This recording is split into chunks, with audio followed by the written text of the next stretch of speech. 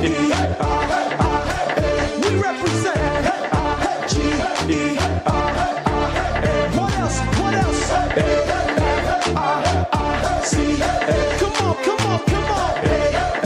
A-R-R-C. Just let's go.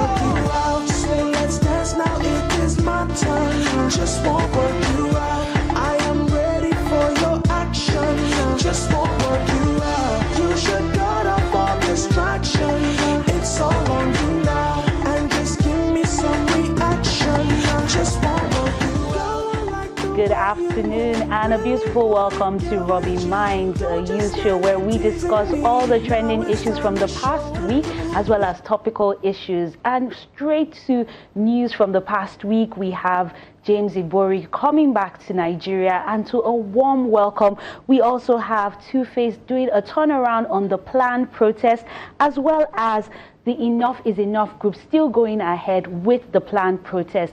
And to discuss some of these news headlines with me, I have Farouk Abbas, who is a legal practitioner. Welcome to Rubbin Minds. Thank you for having me. So let's go straight to it. A former governor that was jailed in the United Kingdom returned back to Nigeria, to Ogara to be precise, and he received a warm welcome. What message does that send to the masses? Well, it sends different kind of messages, and the first message it sends is that it's unfortunate that he was convicted abroad and not in Nigeria. Although I know that the offense that he was charged for abroad is different from what they will have charged him for in Nigeria, but I mean, it still sends a signal that before you must have committed a particular offense, that kind of offense in a country, then you must have committed another offense in your own country. So it's very unfortunate that we couldn't deal with that in Nigeria. So you're raising the issue of the fact that he went scot-free for the allegations that were made against him in Nigeria, because Yes. a judge sitting did say that he was not guilty of those charges. Yes, but then please. he was picked up in the United Kingdom. He served his sentence along with his wife and his mistress. All three have been released. But that joyous reception that Nigerians gave him, what is your issue with that? Well, personally, I don't have an issue with that, because I'm a lawyer, so I look at issues first from the legal perspective before looking at it from maybe socio-political or moral perspective. On the legal perspective, Nigerians have the right to associate themselves with anyone they want to associate themselves with. And as of today, he has committed a crime and he has been convicted for it. He has served his term and he's back. So he's seen as someone, because the prison system is meant to correct you and for you to show some reflections, and you say that you don't want to commit any offense again. So I mean, to the best of my knowledge, I feel that any sane person who goes to prison should say he doesn't want to commit that offense again. So on that note, he's coming in on a clean slate.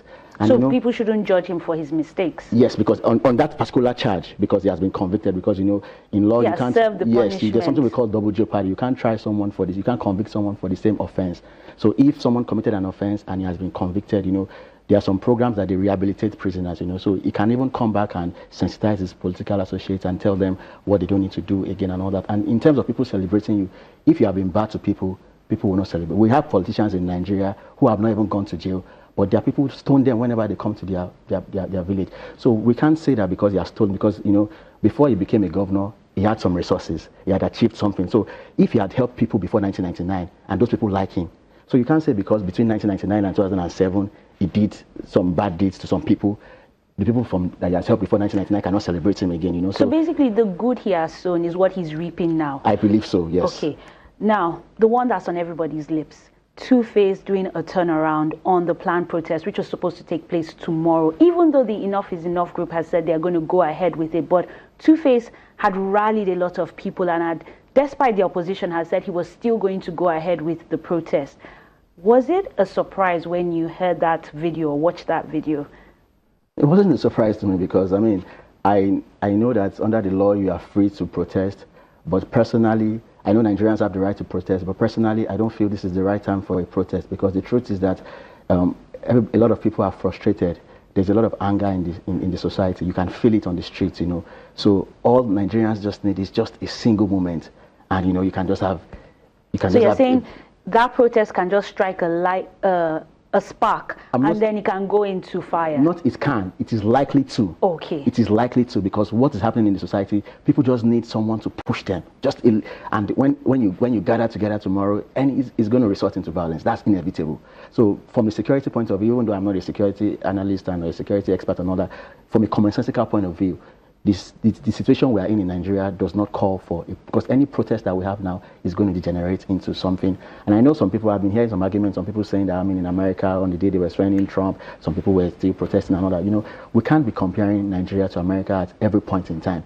Their system, they are organized, they've developed to a certain level.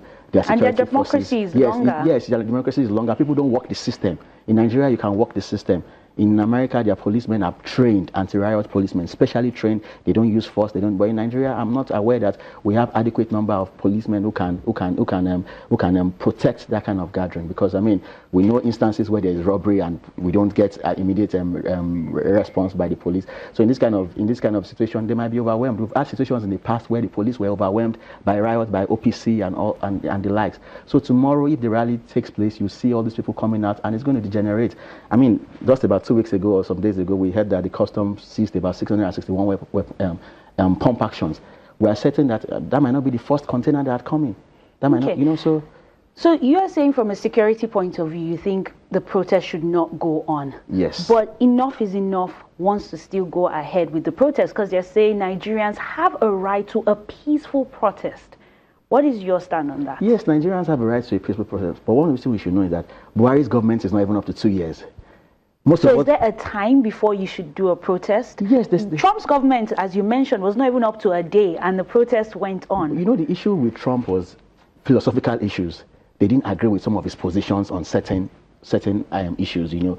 So those ones are ideological issues. So you can understand them, and they have a right. I mean, they have a right on those points. But in this situation, Buhari is not a magician. I didn't vote for Buhari, you know, because I didn't believe that he could do the job, you know. But the truth is that you still have to give him time to prove himself. How long do you have to give him? You know, before you voice your dissatisfaction or your disappointment, you know, with the progress. You know, in voicing your dissatisfaction, there are different cadres. You can't just come to the street. You must have been showing signals of voicing your dissatisfaction. I feel that maybe after, when you have spent 2 years fully in office and you have tried to reach out through channels, you have written articles, you have done interviews, you have written to your representatives, you have gone to their public forum, expressed your grievances, and if there's time for election, start mobilizing yourself. We're in a democratic setting. Okay. If you feel that the government is not performing, try to gather yourselves together.